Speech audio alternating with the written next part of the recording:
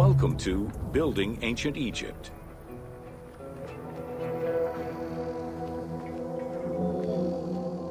Constructed with bricks made of mud, most ancient Egyptian buildings were not permanent.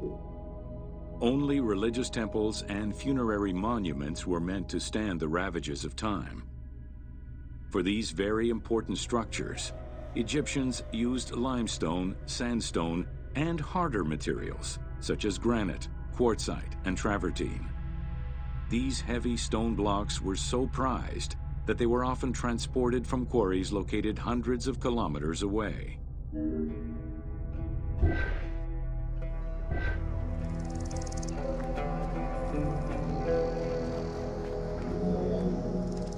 Limestone was common and easy to extract from quarries on the east bank of the Nile.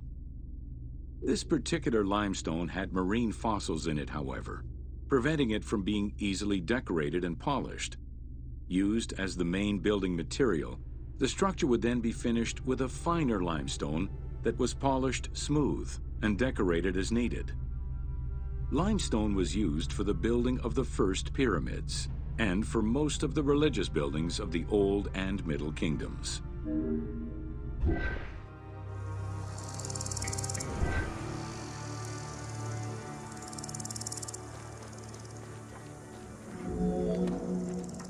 Ancient Egyptians preferred to use sedimentary rock beds or layers like sandstone and limestone because they were often easier to extract. The common method used to extract stone was the open pit quarry. Stonecutters would find quality stone, shape, and dig it out on site. Open pit quarries enabled many workers to work simultaneously on many blocks, which allowed for better productivity.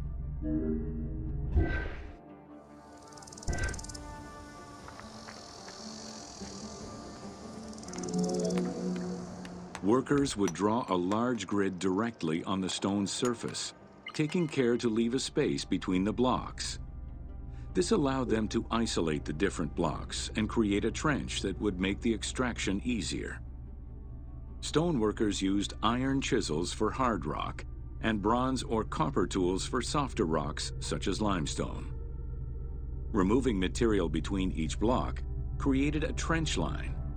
In some quarries, that trench was wide enough to accommodate a worker, who would then cut the block entirely on site. For harder rocks like granite, workers cut a series of holes and hammered wooden wedges into them. They then soaked the wood until it swelled and caused the rock to split.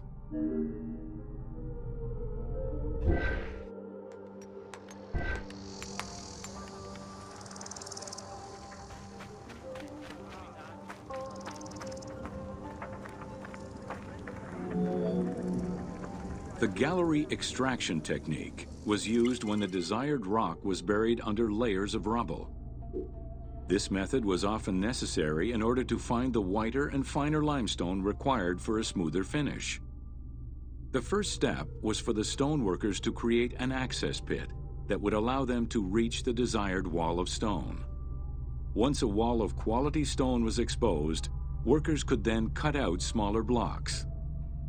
This pit required a descending platform. Designed like a stairway, it allowed them to free multiple galleries of blocks.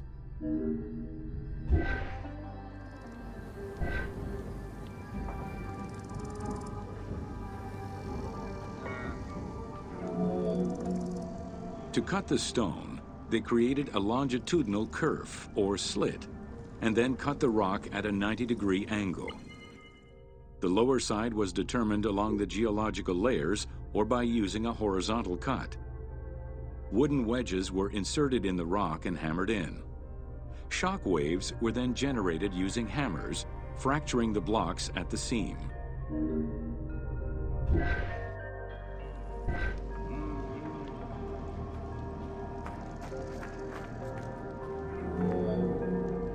To maintain the stability of these mining pits over the course of quarrying, workers would leave support sections of unexcavated rock.